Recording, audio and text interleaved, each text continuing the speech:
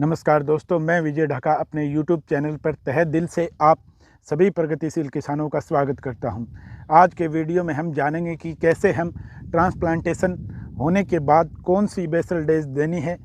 और ये वीडियो हमने प्याज की खेती की संपूर्ण जानकारी वाला वीडियो पीछे भी डाल रखा है, इसलिए आज की चर्चा हम करेंगे कि जैसे ही अपनी पौध की रुपाई करते हैं उसके बाद हमने बेसल डोज दी है और बेसल डोज के देने के बाद हमें क्या कुछ करना है। आप इस वीडियो के डिस्क्रिप्शन में लिंक दिया गया है, प्याज की खेती की संपूर्ण जानकारी, उस पर क्लिक करके देख सकते हैं।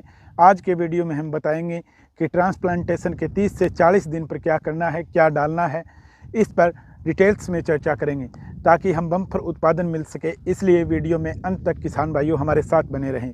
दोस्तों, जो किसान नए जुड़े हैं वो चैनल को सब्सक्राइब करके अपना पहला कर्तव्य पूरा करें ताकि समय समय पर प्याज की खेती की जानकारी प्राप्त कर सकें। जानकारी अच्छी लगे तो हमारे 1000 लाइक को कंप्लीट करने में हमारी सहायता करें और लाइक का बटन अवश्य दबाएं। दोस्तों, चेंज होते क्लाइमेट के कारण समय समय पर सब्जी वर्गीय फसल में नए चैलेंज देखने को मिलते हैं, इसलिए हमें हर बार कुछ न कुछ अलग करना पड़ता है। अच्छा उत्पादन प्राप्त करने के लिए हम क्या करें दोस्तों, रबी सीजन में कुछ जगह अभी पौध लगाया गया है और कुछ जगह एडवांस में बिजाई हो चुकी है। वहां पर आने वाले 30 से 40 दिन पर क्या करें कि हमारी प्याज की फसल अच्छी जड़ें लेकर निरंतर ग्रोथ करती रहे और अपनी प्याज की फसल को कभी कम कभी ज़्यादा इस चेंज क्लाइमेट में अच्छा उत्पादन प्राप्त कर सकें। और अब जब हमारी फसल 20 दिन के लगभग हो गई है तो सबसे पहले हमें खरपतवार नियंत्रण करना है। इसके बाद कौन सी फर्टिलाइज़र यूज करनी है और उसके बाद कौन से इंसेक्टिसाइड यूज करने हैं ताकि हरी भरी फसल रहे हमारी प्याज की। आगे चलकर थ्रिप्स आदि का प्रकोप ना देखने को मिले, फंगस और जड़ों से रिलेटेड कोई बीमारी ना हो पाए, इसके लिए ऊपर विस्तार से आज हम चर्चा करेंगे। सबसे पहले खरपतवार नियंत्रण कैसे करें। किसान भाइयों, खरपतवार नियंत्रण करने के लिए गोल के नाम से सिजेंटा की दवाई आती है जिसका टेक्निकल है ऑक्सीफ्लोरोफेन 23.5% EC। और इसकी डोज किसान भाइयों, डोज खरपतवार की अति महत्वपूर्ण होती है।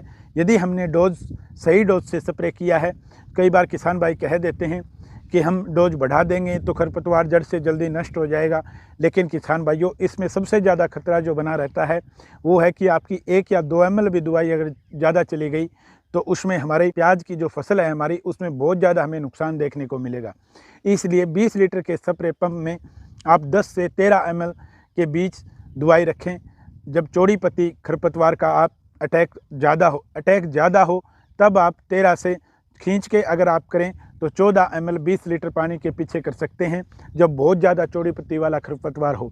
जब संकरी पत्ती कहें या पतली पत्ती वाला खरपतवार के नियंत्रण के लिए किसान भाई क्लोराजोलाफोम इथाइल 5% का जो टेक्निकल आता है, अलग अलग कंपनियों का अलग अलग नाम से आता है, तो आप उसका यूज कर सकते हैं। 20 लीटर के पीछे 20 से 25 ml दवाई का किसान भाइयों आप यूज कर सकते हैं। दोनों का स्प्रे पंप में मिलाकर दोनों को डाल दें। अब जब हमारी फसल 30 से 40 दिन की हो जाएगी तब हमारी फसल को पोषक तत्वों की आवश्यकता पड़ती है। अब जब हमने अच्छे से बेसल डोज डाल रखी है तो अपनी फसल अच्छे से चल रही होगी किसान भाइयों। तो हम क्या करते हैं कि हमारी फसल तो अच्छे से चल रही है, अब हमें कुछ नहीं देना है। वहाँ पे जो डेंट आता है वो डेंट हमें किसान भाइयों अच्छा उत्पादन प्राप्त करने के लिए नहीं आने देना है। भविष्य में कमज़ोर ना पड़े हमारी फसल, इसके लिए हमें इस स्टेज पर दोबारा जैसे हम रिचार्ज ख़त्म होने के बाद मोबाइल में रिचार्ज करते हैं, वैसे ही हमें दोबारा एक बार अपनी प्याज की फसल को पोषक तत्व देकर उसको दोबारा से रिचार्ज करना पड़ेगा ताकि 40 दिन के बाद भी हमारी निरंतर एक समान हमारी जो प्याज की फसल है वो चलती रहे किसान भाइयों। अब कौन से फर्टिलाइज़र हमें देने हैं उस पर चर्चा को आगे बढ़ाते हैं। इसमें किसान भाइयों DAP हमने पहले भी दिया है, लेकिन एक बार फिर से हमें DAP देने की ज़रूरत पड़ेगी। तो किसान भाइयों 35 kg DAP हो गया अपना। यूरिया आप 30 kg तक दे सकते हैं, लेकिन अगर आपको आगे चलकर प्याज का स्टॉक करना है तो थोड़ा नाइट्रोजन यूरिया देने से बचें किसान भाइयों। और अगर मैं एक बात और कहना चाहता हूं, जहां आप 30 किलो यूरिया दे रहे हैं किसान भाइयों, वहां पे आप एक चीज़ और साथ में यूज़ कर सकते हैं। आप सीधी यूरिया की बजाय अमोनियम सल्फेट का भी यूज़ करें, काफ़ी ज़्यादा अच्छा अपने रिजल्ट इसमें आपको देखने को मिलेगा, क्योंकि इसके अंदर नाइट्रोजन 20% प्लस 23% सल्फ़र होती है, जो कि सल्फ़र का भी अपना काम कंप्लीट हो जाएगा। और आप 35 किलो डीएपी के साथ 10 केजी यूरिया प्लस 20 केजी अपने को अमोनियम सल्फेट का यूज करना है। अब बात कर लेते हैं किसान भाइयों, कोई माइक्रो न्यूट्रेंट्स जैसे अनेक कंपनियों का आता है एरिज वगैरह का, जिसके अंदर मिक्स न्यूट्रेंट हो थोड़ी थोड़ी मात्रा में और सूक्ष्म पोषक तत्व हो, उसको आप 8 केजी पर एकड़ के हिसाब से उसको भी आप यूज करें किसान भाइयों। वाइट ग्रब, दीमक, निमाटोड आदि की इस स्टेज पर बहुत ज़्यादा दिक्कत हमें देखने को मिलती है किसान भाइयों। वहाँ पे आपको फिफ्लोलिन प्लस थायो का यूज, एक्टारा का यूज कर सकते हैं, या फिर अगर ये भी चीज़ आपको नहीं मिल रही है तो आप क्लोरो 20% का यूज कर सकते हैं। और 5 केजी पर एकड़ के हिसाब से आप क्लोरो ले सकते हैं। ग्रेनुअल में भी क्लोरो आती है, तो आप कंपनी के हिसाब से कि कितने % में है उसके हिसाब से आप डोज बना सकते हैं। अगर किसान भाइयों नमी ज़्यादा आपको नज़र आ रही है, नमी ज़्यादा होने के कारण फंगस का खतरा अपने को ज़्यादा बना रहता है, इसलिए किसान भाइयों सल्फ़र 3 केजी का यूज कर सकते हैं। और फंगीसाइड की बात करूं तो थाइपोनेट 70% 500 ग्राम पर एकड़ के हिसाब से आप यूज करें, ताकि फंगस का अपने को नीचे जड़ों में खतरा ना रहे।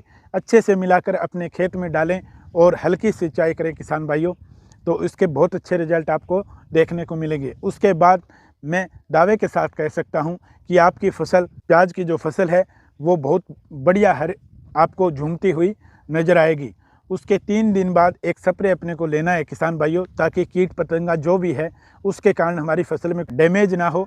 तो प्रफोनोफोस 40% का आप स्प्रे 25 ml प्रति पंप के हिसाब से कर सकते हैं।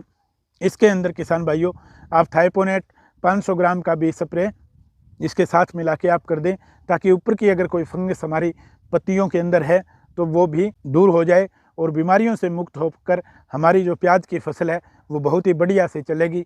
और जो मैंने आपको कहा है कि हम एक अच्छा उत्पादन प्राप्त करेंगे, अगर ये काम आपने चरण बाई चरण अगर कंप्लीट कर दिया 30 से 40 दिन की फसल होने पर, तो ना खरपतवार का टेंशन रहेगा। 20 दिन पे हम खरपतवार की स्प्रे करेंगे, उसके बाद 30 से 40 दिन पे हम जब खरपतवार हमारा ख़त्म हो जाएगा और एक बार जो खरपतवार हर्बिसाइड करने की बजाय से हमारी जो प्याज की फसल है वो स्ट्रेस में आई है, उसके बाद पोषक तत्वों की कमी पूरी करके हम उसको भी कंप्लीट कर देंगे। तो किसान भाइयों हमारी जो प्याज की फसल है वो निरंतर एकदम बढ़िया चलने लगेगी और रिकॉर्ड तोड़ हमें प्याज की फसल के अंदर उत्पादन प्राप्त होगा।